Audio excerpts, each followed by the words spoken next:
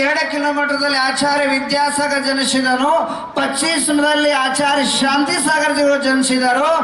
ಇದ್ದಂತ ದಕ್ಷಿಣದಲ್ಲಿ ಆಚಾರ್ಯ ದೇಶಭೂಷಣ ಜನಿಸಿದರು. ಇದ್ದಂತ ಈ ಕಡೆ 20 ಕಿಲೋಮೀಟರ್ ಆಚಾರ್ಯ ಆದಿಸಾಗರ್ ಜನಿಸಿದನು. ಆದ್ರೆ ಇದೇ ರೀತಿಯಲ್ಲಿ ಒಂದು 20 ಕಿಲೋಮೀಟರ್ ಈಶಾನ್ಯ ಧರ್ಮ ದಿಶಾದಲ್ಲಿ ಆಚಾರ್ಯ ವಿದ್ಯಾನಂದ ರಾಷ್ಟ್ರರು ಜನಿಸಿದರು. ನಡುಕು ನಾ ಜನಿಸಿದ್ರೆ ನನ್ನ ಸೌಭಾಗ್ಯ, ನನ್ನ ಸೌಭಾಗ್ಯ ಈ ಭೂಮಿಯಲ್ಲಿ ಜನಿಸಿದ್ದು. ಆದರೆ ಜನಿಸಿದ ನಂತರ ನನ್ನ ಪರಿಸ್ಥಿತಿ ಬಹಳ ಅಷ್ಟ ಸುಸೂತ್ರ ಇಲ್ಲಾಗಿತ್ತು. ಹುಟ್ಟಿದ ನಂತರ ನಮ್ಮ ತಾಯಿ ಇದ್ದಷ್ಟ ತಮ್ಮ ಬುದ್ಧಿಯನ್ನು ಕಳ್ಕೊಂಡ್ರು. ತಾಯಿಯಿಂದ ಹಾಲು ಕುಡಿದಿಲ್ಲ,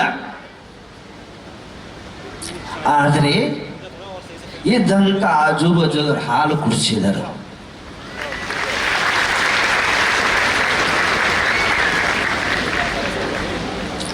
ಅದೇ ರೀತಿಯಲ್ಲಿ ಲಿಂಗಾಯತ, ಮುಸ್ಲಿಮ, ಕ್ರಿಶ್ಚಿಯನ, ಅದೇ ರೀತಿಯಲ್ಲಿ ಮರಾಠ, 4 ಜೈನರ ಸುತ್ತದಲ್ಲಿ ಒಂದೊಂದು ತುತ್ತ ಅನ್ನ ತಿಂದು ಬೆಳೆದಿದ್ದನು. ಆ ಋಣ ತರಿಸೋ ಸಲುವಾಗಿ ಇಂಜಿನಿಯರಿಂಗ್ ಕಾಲೇಜ್ ತರ್ತಾ ಇದ್ದಾನು. ನೋಡ್ರಿ, ನಮ್ಮ ಭಾರತೀಯ ಸಂಸ್ಕೃತಿಯಲ್ಲಿ ಒಂದು ಮುಂಜಿ ಬಂಧನ ಸಂಸ್ಕೃತಿ ಇರ್ತಿತ್ತು. ಆಚಾರ್ಯ ಕುಂತು ಸಾಗರ ಮಹಾರಾಜರು ಬಂದಿದ್ರು. ಬಂದಾಗ ಅವ್ರಿಗೆ ಮುಂಜಿ ಬಂಧನ ಇಟ್ಟಿದ್ರು. ಮುಂಜಿ ಬಂಧನ ಇಟ್ಟಾಗ ನನ್ನ ಕಡೆ ಮುಂಜಿ ಬರುವಂತ ₹1 ಇಲ್ಲ. ಆದರೆ ಇದೇ ಸಮಾಜದವರು ನನ್ನ ಮುಂಜಿ ಮಾಡಿಸಿದ್ರು. ಮುಂಜಿ ಮಾಡಿದ ಪರಿಣಾಮ ನಾನು ಗುರುತರದಲ್ಲಿ ಆಗಿದ್ದೇನೆ. ಭಾರತೀಯ ಸಂಸ್ಕಾರ, ಭಾರತೀಯ ಸಭ್ಯತಾ, ಭಾರತೀಯ ಪರಂಪರಾ ಮನುಷ್ಯನಿಗೆ ಬಹಳ ಉನ್ನತಮ ವೈತಿದೆ. ಭಾರತ ದೇಶ ಅತ್ಯಂತ ಪವಿತ್ರ ದೇಶ, ಪಾವನ ದೇಶ. ಭಾರತ ಸಂಸ್ಕೃತಿಯಲ್ಲಿ ಸಂಸ್ಕಾರ, ಸಭ್ಯತಾ, ಮರ್ಯಾದ ಬಹಳ ದೊಡ್ಡ ಪರಂಪರೆ ಇದೆ. ಆ ಪರಂಪರೆಗೆ ಸಾಕಷ್ಟು ಜನ ನಾಶ ಮಾಡೋ ಪ್ರಯತ್ನ ಮಾಡಿದ್ದಾರೆ. ಆದರೂ ಭಾರತೀಯ ಸಂಸ್ಕೃತಿ ಒಂದು ವಜ್ರಗತಿ ಇದ್ದ ನಮ್ಮ ಪರಂಪರೆ ಸದಾಕಾಲವಾಗಿ ನಡೀತಾ ಇದೆ. ನಾನು ಜಾಸ್ತಿ ಹೇಳುವುದಿಲ್ಲ. ನಾ ಇಂಜಿನಿಯರಿಂಗ್ ಕಾಲೇಜ್ ತೆಗೆಯೋದು ಉದ್ದೇಶ ಏನಂದ್ರೆ, ನಾ ಕಲ್ತಿಲ್ಲ, ನಮ್ಮ ದೇಶದಲ್ಲಿ, ನಮ್ಮ ತಾಲೂಕಾದಲ್ಲಿ ಯಾರು ಬಡವರು ಇರಬಾರ್ದು, ಯಾರು ಅಸಕ್ಷಿತರಿರಬಾರ್ದು. ಅವ್ರು ನನ್ನ ಜೊತೆ ಉಚ್ಚತಮ ಶಿಕ್ಷಣ ತಗೊಂಡ ದೇಶದ ಒಳ್ಳೆ ಮಾಡಬೇಕು.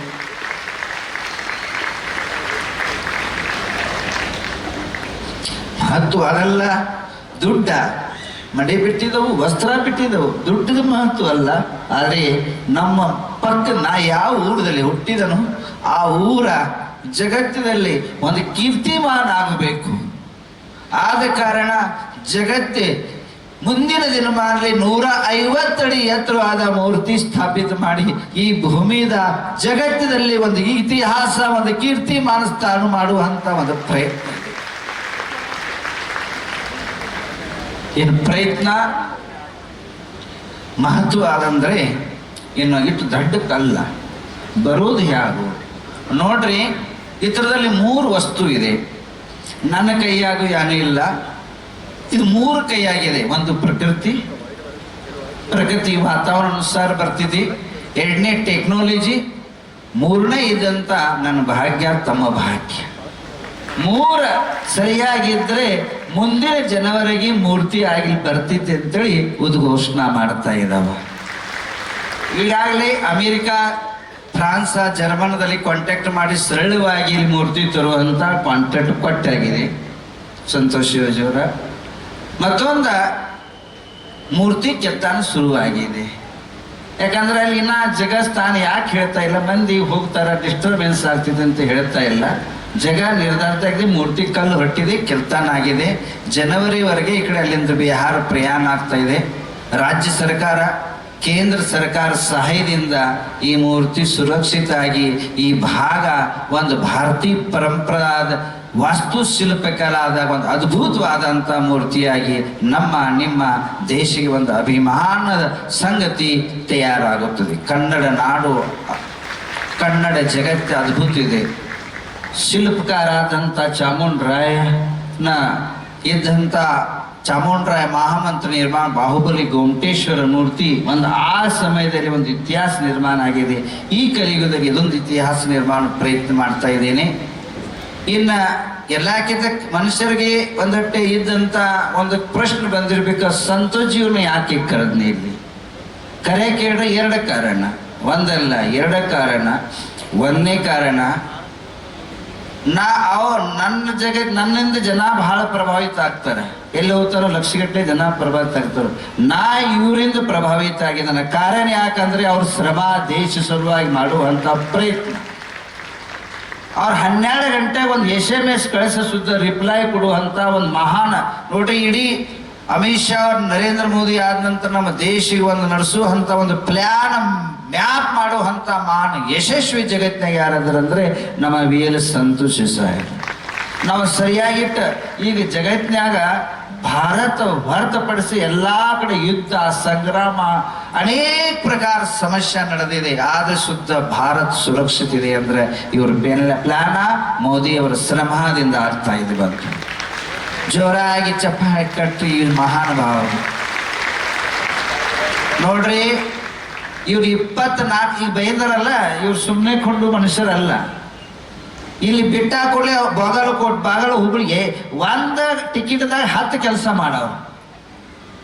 ಎಷ್ಟು ಜುಪುನಿದಾರ ಅಂದ್ರೆ ಒಂದು ದಿಲ್ಲಿಂದ ಬರೋದು ಹೋಗುದಾಗ ಒಂದೇ ಟಿಕೆಟ್ದಾಗ 10 ಮೀಟಿಂಗ್ ಮಾಡಿ 10 ಕಾರ್ಯಕ್ರಮ ಮಾಡಿ ಒಂದೇ ಪಿಟಿ ಕೆಲಸ ಮಾಡುವಂತ ಮಹಾನ್ ಯಶಸ್ವಿ ಭಾರತದಿಂದ ಸಿಕ್ಕಿದ್ದಾರೆ ಅಂದ್ರೆ ನಮ್ಮ VL ಸಂತೋಷ. ಅವರು ಕನ್ನಡದಲ್ಲಿ ಇದ್ದಂತ ಹುಟ್ಟಿದವರು. ಜೋರಾಗಿ ಚಪ್ಪಾಳೆ ಕಟ್ಟುವ ಅಭಿನಂದನೆ ಸಲ್ಲಿಸಿ. ಯಾಕಂದ್ರೆ ಇಂಥ ಬುದ್ಧಿವಂತರ ಜನ ನಮ್ಮ ಭಾರತ ದೇಶಕ್ಕೆ ಬೇಕಾಗಿದೆ. ಇಂಥ ಅವ್ರಿಗೆ ಆಯುಷ್ಯ ಅಭಿವೃದ್ಧಿ ಆಗಲಿ. ಒಂದನೇ ಕಾರಣ ಕರೆಸಿದನು. ಎರಡನೇ ಕಾರಣ ಅಂದ್ರೆ ಈ ಇಂಜಿನಿಯರಿಂಗ್ ಕಾಲೇಜ್ ಈ ವರ್ಷ ಶುರು ಆಗೋ ಸಾಧ್ಯ ಇಲ್ಲಾಗಿತ್ತು, ಟೆಕ್ನಾಲಜಿಯಿಂದ ಸಮಸ್ಯೆ ಆಗಿತ್ತು. ಆದ್ರೆ ಇವ್ರ ಕಡೆ ಹೋದಾಗ ಆಸಾಂ ಚುನಾವ್ ಅಂದ್ರೆ ಮಹಾಸಂಗ್ರಾಮ ಇದ್ದಾಗ 1 ಮಿನಿಟ್ ಟೈಮ್ ಇಲ್ಲಾಗಿತ್ತು. ನಮ್ಮ ಇದ್ದಂಥ ಸಂದೀಪ್ ಅವರು ಆನಂದ್ ಅವರಲ್ಲಿ ಹೋದಾಗ ಒಂದು 5 ನಿಮಿಷ ನಮಗೆ ಕೊಟ್ಟರು. ಲೇಟರ್ ಕೊಟ್ಟನಂತ ನಿಮ್ಮ ಮನೆಗೆ ಹೋಗ್ರಿ ಎಲ್ಲ ಆಗ್ತದೆ ಅಂದಾಗ ಅವ್ರ ಮಾತು ಅಕ್ಷರಶಃ ಕೆಲವು ನಾವು ಬಹಳಷ್ಟು ನಮ್ಮ ಮಿನಿಸ್ಟರ್ ನೋಡಿದ್ರು, ಬಹಳಷ್ಟು ಕಾರ್ಯಕರ್ತ ನೋಡಿ ಹೇಳೋರು ಭಾಳ ಇರ್ತಾರೆ, ಮಾಡೋರು ಕಮ್ಮಿ ಇರ್ತಾರೆ. ಒಂದೇ ಹೇಳೋ ನೀವು ಕೆಲಸ ಆಗ್ತಿದೆ ಹೋಗ್ರಿ ಅಂತ ಅದಕ್ಕೆ ಸರಿಯಾಗಿ ಆಗ್ತೈತೆ ಅಂದ ಕೂಡಲೇ ನಾವು ಮನೆಗೆ ಬರುಕತ್ತ ಮಠದಾಗ ಅವ್ರು ಬರುಕಿದ ಪೆಲ್ಲ ಪರ್ಮಿಷನ್ ಇಂಜಿನಿಯರಿಂಗ್ ಕಾಲೇಜ್ ಬಂತು. ಅದಕ್ಕೆ ಯಾರಾದ್ರೆ ಕಾರಣ ಅಂದ್ರೆ ಈ ಸಂತೋಷ್ ಜಿ ಅವರು. ಅವ್ರ ಋಣ ಸಲುವಾಗಿ ಸ್ವಾಗತ ಮಾಡ್ತಾ ಇದ್ದೀನಿ. ಅದೇ ರೀತಿಯಲ್ಲಿ ಇನ್ನಿಷ್ಟು ಪುಣ್ಯ ಇದ್ದಂಥ ಬಡವರ ಮಕ್ಕಳಿಗೆ ನಿಮ್ಮ ಕೆಲಸ ಏನಂದ್ರೆ ಇನ್ನು ಎಷ್ಟು ಜನ ಬೇಂದ್ರಿಯರು ಪ್ರತಿಯೊಬ್ಬರ ಯಾರ್ಯಾರ ಅಕ್ಕದಲ್ಲಿ ಪಕ್ಕದಲ್ಲಿ ಗರೀಬ್ ಇದ್ದಾರೋ ನಮ್ಮ ಕಡೆ ಕಳಿಸ್ರಿ. ಮಾತ್ರ ಅವ್ರಿಗೆ ಎಜುಕೇಶನ್ ಅಷ್ಟೇ ಕೊಡೋದಿಲ್ಲ, IIT ಪ್ರೊಫೆಸರ್ ಟೆಕ್ನಾಲಜಿ ಕೊಡುತ್ತವು.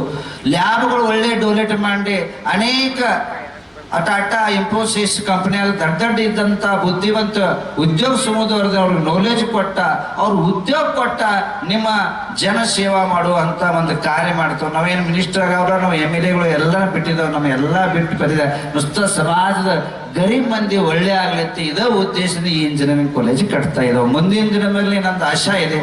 ಸಂತೋಷ್ ಅವರ ತಮಗೊಂದು ಹೇಳಬೇಕಿದ್ದೀನಿ, ಇಡೀ ಪ್ರಪಂಚದಲ್ಲಿ ಜೈನ್ ಸಮಾಜ ಬಹಳ ಸಣ್ಣದಿದೆ, ಅವ್ರ ಮ್ಯಾಗ ಕಂಟಿನ್ಯೂ ಅನ್ಯಾಯ ಆಗ್ತಾ ಇರ್ತೇವೆ. ಆದರೆ ಇಡೀ ಪ್ರಪಂಚದಲ್ಲಿ ಒಂದು MBBS ಕಾಲೇಜ ಜೈನ ಸಮಾಜ ಇಲ್ಲ. ಮುಂದಿನ ದಿನದಲ್ಲಿ ಒಂದು MBBS ಕಾಲೇಜ್ ತೆಗೆದ ಆಮೇಲೆ ಈ ಸುತ್ತಮುತ್ತ ಬಡವರಿಗೆ ಆಪರೇಷನ್ ಆದಿ ಫ್ರೀ ಮಾಡಿ ಅವ್ರ ಜೀವನ ಕಲ್ಯಾಣ ಮಾಡ್ಬೇಕಂತ ಒಂದು ಮೂರ್ತಿ ಆದಂತ ಎರಡನೇ ಕನಸಿದೆ ನಂದು. ಆ ಕನಸ ತಾವೆಲ್ಲರೂ ಸಹಕಾರದಿಂದ ಆಗಲಿ ಅಂತೇಳಿ ದೇವರ ಕಡೆ ಪ್ರಾರ್ಥನೆ ಮಾಡ್ತೇನೆ. ಅದರ ಜೊತೆಗೆ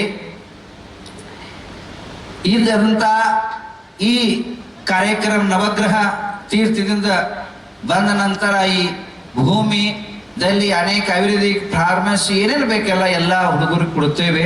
ಮುಂದಿನ ದಿನದಲ್ಲಿ ಒಂದು ಮಾತು, ಯಾವ ಜಾತಿ ಇರಲಿ ಯಾವ ಸಮಾಜ ಇರಲಿ ಅವ್ರಿಗೊಂದು ಸಂದೇಶ ಏನಂದ್ರೆ, ನಿಮ್ಮ ಕರ್ನಾಟಕದಾಗ ಯಾರ ತಾಯಿ ತಂದೆ ಇಲ್ಲ ಆ ಮಕ್ಕಳು ನನ್ನ ಕಡೆ ಕಳಿಸ್ರಿ, ಅವ್ರನ್ನ ಊಟ ತಿಂಡಿ ಎಲ್ಲ ಕೊಟ್ಟು ಇಂಜಿನಿಯರಿಂಗ್ ಮಾಡಿ ಅವ್ರಿಗೆ ಒಂದು 10-50 ಸಾವಿರ ಯೋಗ್ಯತೆ ಅನ್ಸೋ ನೌಕರಿ ಕೊಟ್ಟು ಅವ್ರು ನಿಮ್ಮ ಮನೆಗೆ ಕಳಿಸ್ತೀನಿ.